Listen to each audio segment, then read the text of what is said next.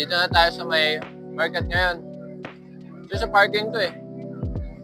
So, tuturo ko sa inyo kung saan yung spot na tinutukoy ko kanina. Sisig spot. So, hanapin lang natin dito si Kabalin na food stall. So, samahan nyo ako. Puntahan natin. Order na tayo ng sisig rice. Let's go! Saan na ba yun? Nalilito na rin ako, guys. Ayun, so makikita nyo dito, guys, si Kabalin Sisig. Nandito na tayo. Habang hindi pa yung pila, guys, samahan nyo akong order. So, gusto nyo ba? Pork. So, meron silang beef tapa, rabbit sisig, pork sisig, dinakdakan chicken sisig at bangus sisig, guys. So marami kayong option and for only 100 pesos with rice na po yan. Tapos kung gusto niyo naman ng solo order lang, may 150 sila. Sulit na to, guys. Tingnan niyo si kuya dun. Ito na ang Kabalin pork sisig. Kung sa akin, hindi ako nagmamayonnaise sa sisig ko kasi gusto ko pa rin yung medyo authentic and Kapampangan yung may-ari. Kung matagal na rin sila dito, then laging naubusan ng order yung mga yun. Minsan, pagkakain na ako ng night market, grabe, wala nang stock. So yun, guys, abangan nyo. Meron silang egg, onion leeks or onion leaves. And then, konting kalaman silang nilagay nila. Sabi ko manghang din kasi kanina maparas. Sabi ko gano'n. So, tikman natin, guys. Papansinin nyo rin, butter kasi ang ginagamit nila dito, hindi rin. May onting oil, pero bearable naman sa mga may mga health kineme dyan.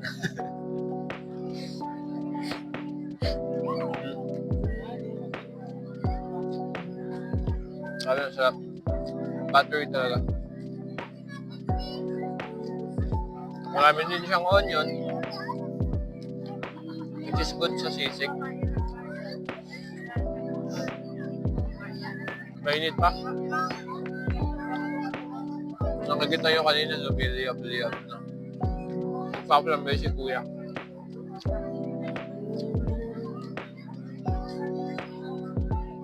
So, yung ginamit nga dito is hindi siya puro pork.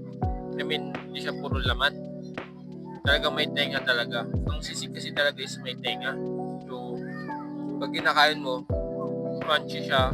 Tapos, nalalasahan mo din yung parang burnt taste niya dahil doon nga sa paglambi ni kuya kanina.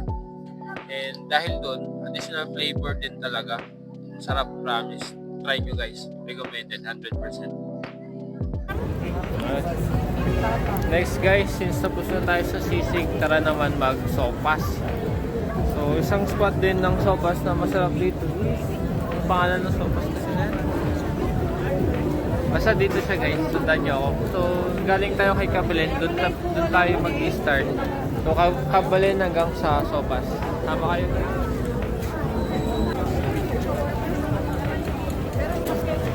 Stall number 36.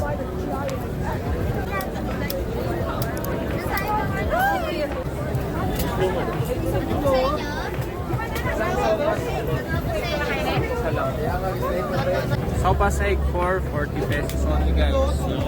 Mainit. Sobrang init. Ito na, guys. Sopas. May itlogs.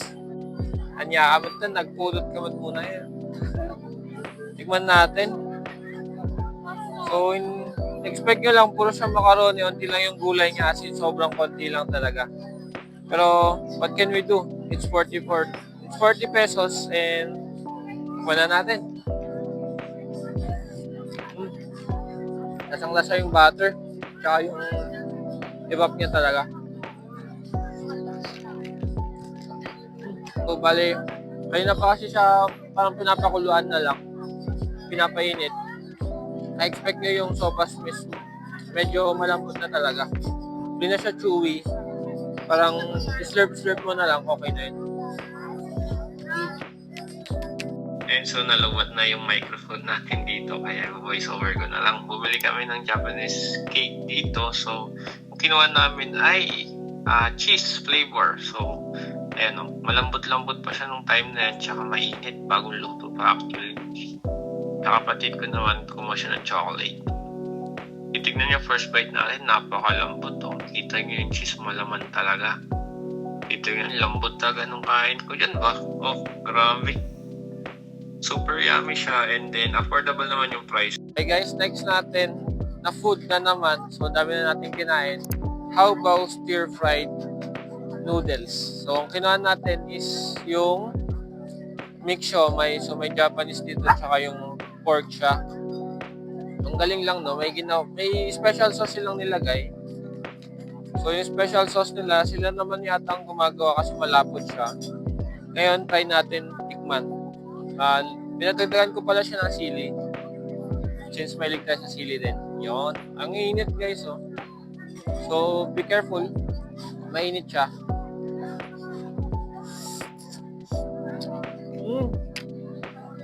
Sarap. Sarap yung sauce.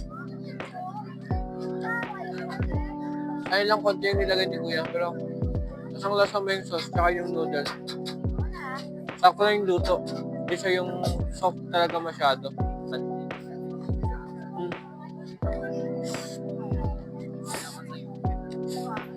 Wow.